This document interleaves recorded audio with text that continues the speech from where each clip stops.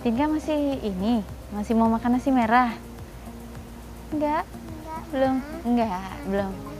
Masih kenyang. Kalau makan pisang, Tinka mau juga? Enggak. Masih kenyang ya Tinka ya sekarang ya. Nah, memangnya Tinka paling suka makanan apa sih? Apel, paling suka apel. Kemudian selain apel, apa lagi makanan yang Tinka suka? Semangka, apel dan semangka ya. Halo, Dokter Aryani. Hei, Dokter Ekses, apa kabar? Udah lama tidak bertemu ya. Saya sehat ya dokter ya? Sehat, terima kasih. Gimana kabarnya? Pemirsa, akhirnya saya ketemu dengan Dokter Aryani Dewi, spesialis anak konsultan gastrologi, hepatologi dokter ya? Iya, Sehat-sehat selalu. betul. Oh, sama adek lagi. Sehat, iya ini. Lagi apa nih dok? Kita lagi membicarakan soal makan. Dia rupanya masih kenyang, jadi belum mau makan untuk siang ini. Sebelum saya kesini dokter, sering ditanyakan oleh para ibu-ibu, kenapa anak saya susah makan dokter? Kadang-kadang jadi dilema nih para ibu-ibu, pingin menuruti anak, tapi di samping itu untuk memenuhi kebutuhan gizi ya dokter ya, untuk makan ya. Nah itu gimana dokter? Apa penyebabnya anak susah makan nih dokter? Nah, anak susah makan itu memang selalu jadi dilema ya untuk ibu-ibu. Hampir selalu datangnya itu bilang, dok, anak saya kayaknya beratnya kurang deh, kayaknya nggak mau makan deh. Nah, penyebabnya itu memang perlu dievaluasi satu persatu. Tidak mudah untuk menentukan penyebabnya. Tapi ingat bahwa sebagian besar sebetulnya tidak ada apa-apa, dalam arti belum tentu ada kelainan pada anak tersebut. Nah, penyebab susah makan itu bisa dari segi organik maupun non-organik. Organik artinya di dalam tubuh ada sesuatu yang salah dan mungkin perlu dibantu atau diperbaiki. Kalau non-organik sebetulnya di tubuh kita tidak ada sesuatu yang salah. Tidak bermasalah ya? Tidak ada masalah sama sekali. Jadi biasanya lebih ke arah faktor sosial, faktor lingkungan. Bisa jadi dia misalnya bosan dengan makanannya, atau misalnya anak itu merasa dipaksa atau sepi pada saat makan sehingga dia menjadi tidak bersemangat untuk makan. Dan bukan tidak mungkin juga kadang-kadang anak itu justru diberikan susu atau camilan terlalu banyak sehingga dia menjadi tidak bersemangat pada saat makan. Tinka mau main lagi sekarang? Oke, boleh. Bye Tinka. Hati-hati ya. See you. See you. Tadi kan dokter bilang salah satu penyebabnya adalah organik. Betul. Itu kira-kira apa dokter? Organik itu artinya kan dari tubuh ya. Jadi bisa jadi misalnya ada penyempitan di saluran cernanya sehingga dia tidak bisa makan dengan baik. Atau masalah-masalah seperti masalah perkembangan.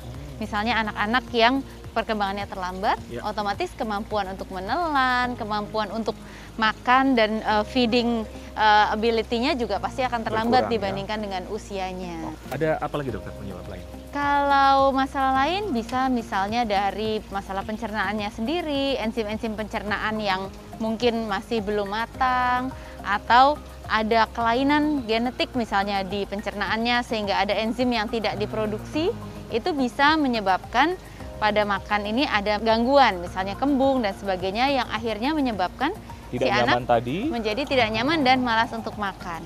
Salah satu hal yang sebetulnya sering adalah reflux. Oh ya, benar. Reflux itu kan artinya keluarnya isi lambung kembali ke atas. Nah, seringkali keluarnya ini menyebabkan anak mual, kemudian jadi malas makan. Tapi juga yang perlu diingat bahwa pada saat terjadi reflux itu yang keluar bukan hanya makanannya, melainkan bercampur dengan asam lambung. Apabila itu terjadi, akibatnya kerongkongan bagian bawah menjadi iritasi. Kalau iritasi, maka anak akan merasa sangat perih pada saat makan. Sehingga dia menjadi menolak makan. Dan kadang-kadang ada perilaku tertentu ya, yang khusus namanya Sandifer position. Jadi pada saat anak itu makan, dia akan meregangkan badannya itu ke belakang. Sehingga itu akan merupakan tanda untuk kita bahwa itu mungkin suatu reflux. Karena anak itu meregangkan badannya karena rasa nyeri pada saat menelan. Ya, makanan atau minuman melewati kerongkongan yang luka tersebut. Baik, itu bisa jadi tanda awal ya bagi para orang tua yang menyaksikan. Umur berapa sih biasanya anak mulai sulit untuk makan atau menolak untuk makan?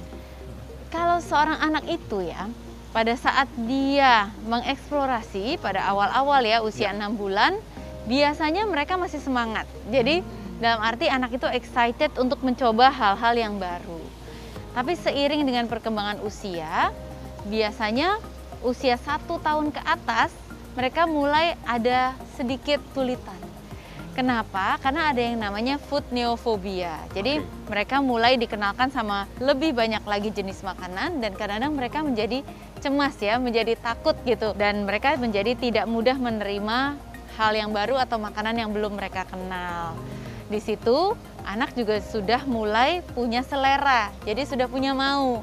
Kalau anak di bawah 1 tahun mungkin belum banyak mau ini, mau itu, betul. Oh ya, benar, Dok.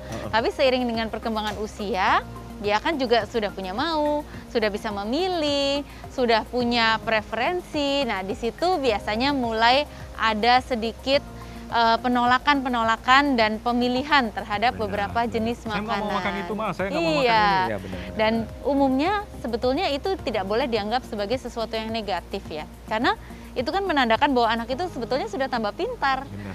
Karena dia sudah punya pilihan sendiri, sudah punya kemandirian, dan ini harus ditanggapi sebagai suatu hal yang positif. Ya. Bagaimana kita menanggapinya, itu yang nanti akan menentukan ke depannya seperti apa. Gimana sih kita mengetahui misalnya bahaya anak ini sudah menolak makan cukup lama? Apa berbahaya atau gimana, Dokter? Ya, pastinya.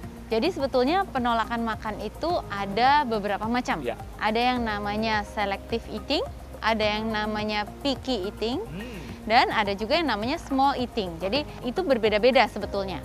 Jadi kalau dia picky itu artinya anak itu masih mau paling tidak satu jenis makanan dari setiap kelompok zat gizi. Misalnya karbohidrat, dia hanya suka kentang. Protein, hanya mau ayam, yang lain tidak mau. Kemudian lemak dan sebagainya. Tapi kalau selective eating, itu artinya ada satu kelompok makanan tertentu yang dia sama sekali tidak mau makan. Jadi contohnya, apapun jenis protein, dia sama sekali tidak mau makan protein. Tapi yang lain dia mau, misalnya karbohidrat, kemudian sayuran dan buah itu masih mau. Kalau small eater itu biasanya begini, dia mau saja semuanya, tapi hanya mau sedikit. Jadi porsi makannya itu tidak besar, dia hanya mau sedikit saja, kemudian sudah cepat kenyang. Jadi ada macam-macam nih jenisnya ya. Nah, kalau cukup lama bisa mengakibatkan apa, Dokter?